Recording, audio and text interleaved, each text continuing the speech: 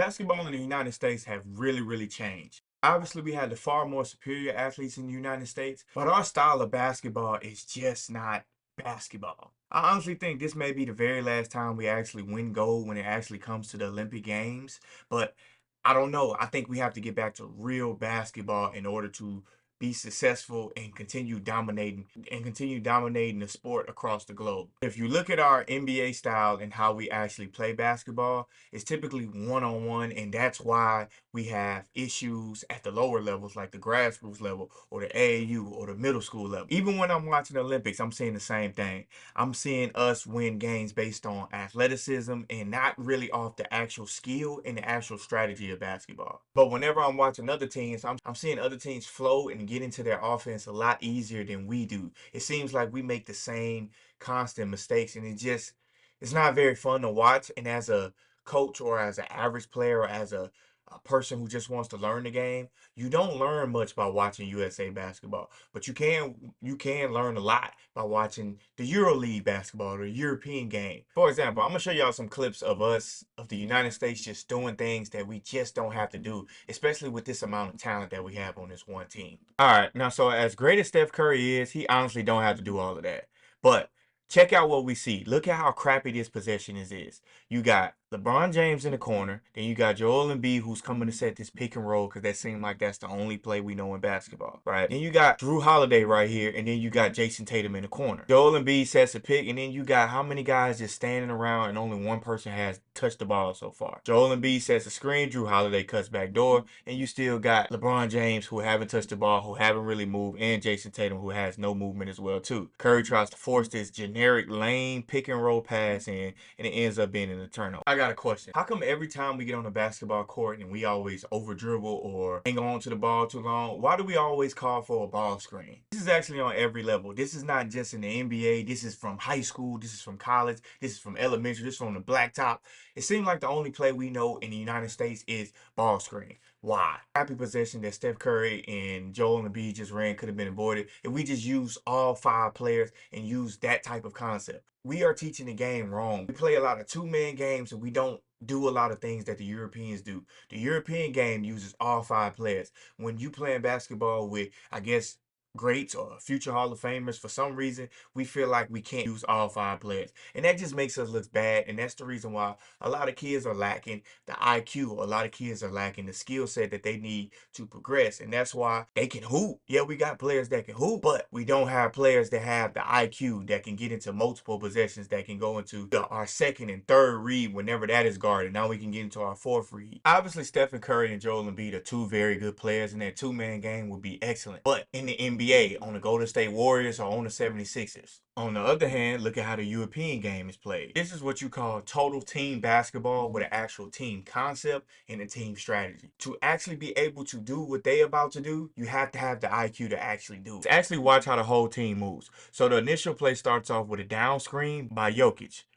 So he goes from a down screen, free up his teammate to catch the ball, and now he goes right into a mid post. Now, when Jokic gets the ball, notice he don't look at the basket or he don't try to go one-on-one with Embiid, even though he have that whole right side of the court that he can control. But what he does is he goes into immediate DHO, and then this results into a high percentage shot and a wide open 3. Think about how simple of a concept that was and how fluid that actually looked. And the fact that we have way better players, you mean to tell me that we can't do something like that? Serbia doesn't have nearly the amount of good players that we have. Why can't we do things like that? Imagine if the United States had 5 guys that touch the basketball. Do you know what that looked like? Let me show you. Look at how unstoppable we look when we play basketball the right way. So Anthony Edwards starts off with a DHO to Bam Adebayo. Immediately when Bam Adebayo gets the ball, he swings the ball to AD. That's already 3 players that touch the basketball right there, and we got constant motion and constant action. Then AD gets the balls and he go into a DHO with Devin Booker. That's 4 players that touch the ball. Because of this caused the defense to move, and now they have to react to everything. Ant sees the back of Gurrich's jersey, which allows him to cut back door. Serbia actually defended this very, very well. Since now the ball is moving and we encouraging constant motion and the ball is moving around, Anthony Edwards with the Minnesota Timberwolves might have tried to dunk this, or he might have tried to finish over the top. But when you have good teammates, you can skip the ball out. Now, Halliburton gets the ball. That's the 5th player that actually touches the ball on this possession. Swings to Bam Adebayo in the corner, who started on the right side of the floor and ended up in the opposite corner. That's beautiful basketball. Now, that's a made three-pointer. And this is what you call basketball. This is not USA basketball. This is not EuroLeague basketball. This is not college basketball. This is basketball. Basketball was designed for all 5 players. People always talk about why there's a decline in the developmental of kids when they're coming into the NBA, especially with the IQ. Just look at the NBA. Look at how we play basketball and look at how they play basketball in Serbia. So no, it's not just the skills that they're raving about the kids coming from overseas. It's actually the IQ that's what's making them so much better than our kids in the United States. Don't pay attention to the obvious right here. Pay attention to the reads and the movements without the ball. So they start off with a ball screen just to get the guard to drive left, but that's not to attack. That's to set up this little zipper action right here to get the ball to the middle of the floor. Then they go into a high post right into a flare.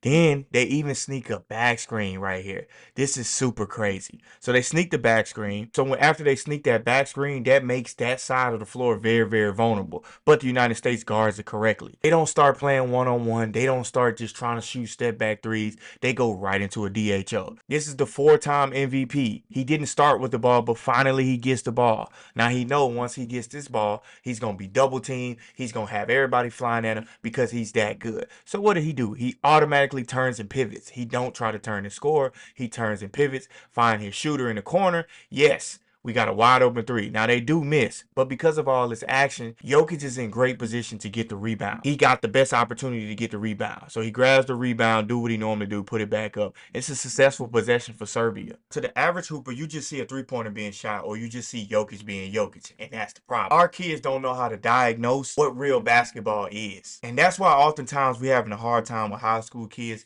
and grassroots kids of them understanding concepts. So if you really want to increase your basketball IQ, I suggest you start actually watching basketball and not for the highlights. Know who, what, when, where, and why. If you know these things, it'll increase your basketball IQ. I know there's a lot of kids out there in high school that probably want more playing time. You probably think the coach hating on you. You probably think this coach is not for you. Or you thinking about transferring for the 10th time of your 4-year high school career. Or maybe you reclassing for the 3rd time of your middle school career. But listen, there's only a couple of reasons why you not actually getting playing time. And if you being truthful with yourself, you'll figure out which one of these actually resonates with your situation. Number 1, you're just not that good. Dribbling, shooting, finishing, you ain't that good at it. That's number 1. Number 2, you good, but you don't have an idea of how to actually play basketball. So your skill set is good, but you don't have no basketball IQ. So that means you're not really good. Number 3, you are extremely lazy. You don't play with no extra effort. You can't guard. You don't run on a fast break. You don't talk. You do the bare minimum. Number 4, you are delusional. Your attitude, you're a cancer to the team. Don't nobody want to be around you. Don't nobody want to coach you. Don't nobody even want to deal with you. You want to blame everybody but yourself and what you did. You want to look for this situation, that situation. There's no such thing as a right situation for a bad person. It don't happen. Now, whenever you find one that resonates with you, then you'll be able to be truthful and then you'll be able to fix your problem. Because all of these is your problem. Thanks for watching. Please leave a comment, like, share, or if this video have helped you at any kind, like the video, please. That would mean so much to me. You can follow me on all platforms at Drinksman Sports for one-on-one coaching, basketball training, or for any kind of collab. Just send me a DM and I'll be sure to get back with you. Y'all have a blessed day.